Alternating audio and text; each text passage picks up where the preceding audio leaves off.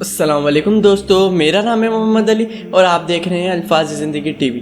حضور پاک صلی اللہ علیہ وآلہ وسلم نے قیامت کی نشانیاں بیان کرتے ہوئے فرمایا، مرد کم ہوں گے اور عورتیں زیادہ ہوں گی۔ قرآن مجید کو لوگ موسیقی کی طرز پہ تلاوت کریں گے۔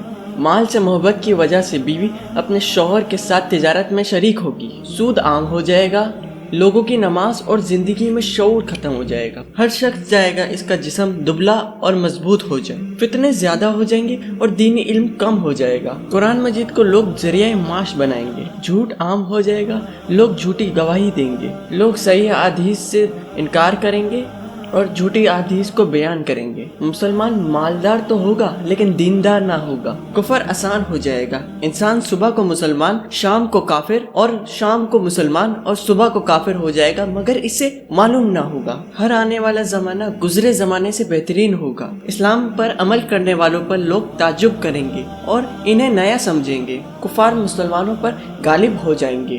مسلمان زیادہ ہوں گے مگر غلام ہوں گے، کیونکہ وہ دنیا سے محبت کریں گے اور موت سے ڈریں گے۔ دین پر عمل کرنا ایسا ہوگا جیسے آگ کا شعلہ ہاتھ میں پکڑا ہو۔ گناہ کرنا آسان ہو جائے گا اور گناہ کو گناہ نہیں سمجھا جائے گا۔ دنیا کے مالدار لوگ بخیل ہوں گے۔ زمانے میں برکت ختم ہو جائے گی۔ سال مہینے جیسا ہو جائے گا، مہینہ ہفتے جیسا، ہفتہ دن جیسا اور دن گھنٹے جیسا گزرے گا۔ مسلمان ہر عمل میں کفار کی تابعداری اور پیروی کرے گا۔ عرب کی سرزمین میں فراخی آئے گی۔ مدینہ منورہ کی آبادی زیادہ ہو جائے گی۔ لوگ زکوٰۃ کے حقدار نہیں ہوں گے مگر زکوٰۃ کی طلب کریں گے۔